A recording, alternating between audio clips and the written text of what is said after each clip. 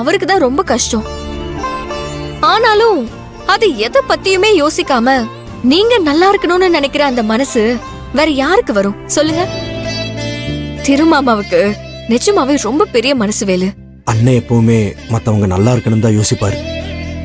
அப்படிப்பட்டவருக்கு போய் அடுத்தவங்க சந்தோஷத்தை கெடுத்தே ஆகணும்னு நினைக்கிற ஒருத்தவங்க வாழ்க்கை துணை அமைஞ்சதை நினைச்சாதாங்க என்னால தாங்கிக்க முடியல.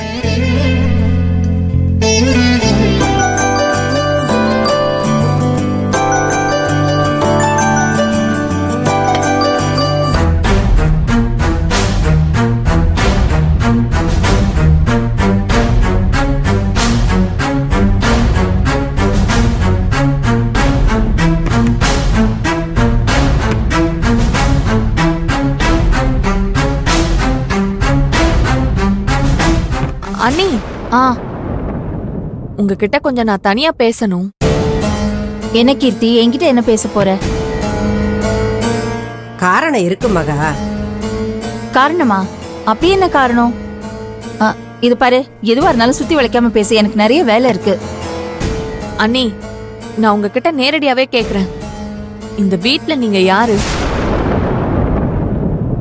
நான் யாருன்னா புரியல, என்ன கேக்குற? அண்ணி, நான் ஒரு காரணமா தான் கேக்குறேன். இந்த வீட்ல நீங்க யாரு? சரி, சண்முகம் அண்ணன் தான் யாரு? சொல்லுங்க அண்ணி. என்ன பைத்தியக்காரத்தனமான கேள்வி இது? நான் இந்த வீட்டோட மூத்த மக, என் வீட்டுக்காரரு இந்த வீட்டோட மூத்த மருமக. இதுல என்ன சந்தேகம் உனக்கு? சரி, இப்ப இத தெரிஞ்சுக்கிறதுக்காக தான் இப்படி ரெண்டு பேரும் தனியா வந்து பேசுறீங்களா? இத பாரு மகா, இந்த வீட்டு மூத்த பொண்ணு தானே, நீ சாதாரணமா சொல்லாத. இந்த வீடும் உன் தம்பிங்களும் இன்னைக்கு இந்த நிலைமையில இருக்கிறதுக்கு காரணம் நீதான்.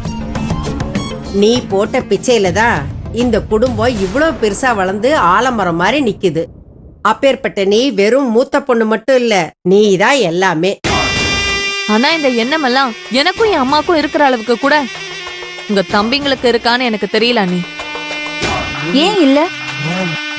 அதெல்லாம் இருக்கத்தான் செய்து. அப்படி இருந்திருந்தா உங்க தம்பி, அதான் என் புருஷன் இருக்காரே, அவர் உங்க ரெண்டாவது தம்பி வேலுக்கு புதுசா ஆரம்பிக்க போற ஹோட்டலுக்கு 10 லட்சம் ரூபாய் பணம் கொடுத்தாரே. இவ்ளோ பெரிய அமௌண்ட்டை கொடுக்கறதுக்கு முன்னாடி அக்கா அப்படின்னு உங்ககிட்ட ஒரு வார்த்தை வந்து கேட்டாரா?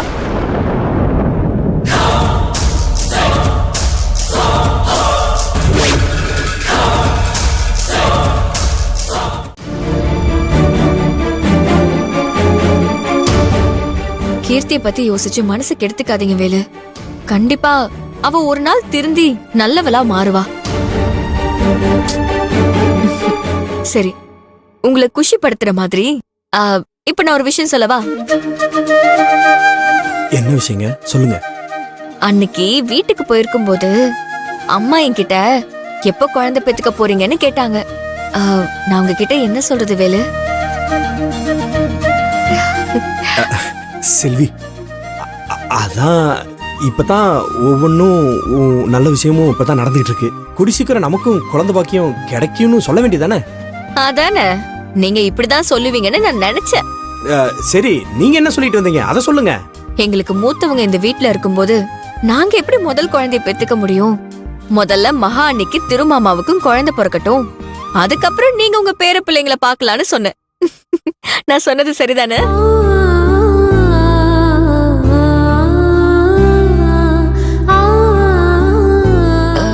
என்ன வேலை அப்படி பாக்குறீங்க? நான் எதுவும் தப்பா சொல்லிட்டேனா? ஐயோ இல்லங்க, அதெல்லாம் ஒண்ணு இல்ல. நிஜமாவே நீங்க எனக்கு கிடைச்ச பாருங்க.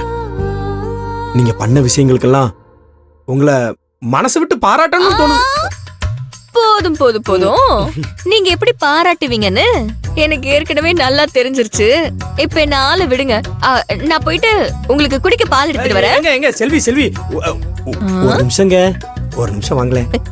என்ன? இல்ல, நானு ஒரே ஒரு தடவை பாராட்டிக்கிறேனே. அதெல்லாம் ஒண்ணு வேண்டாம், நான் போயிட்டு வரேன். ஏங்க ஏங்க ஏங்க,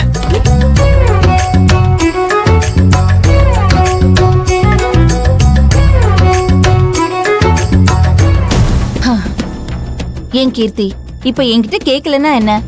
வேலு இப்பதான் புதுசா ஒரு ஹோட்டல் ஆரம்பிக்கிறான், அவனுக்கு உதவியா இருக்கட்டுமேனு பணத்தை கொடுத்திருப்பான்.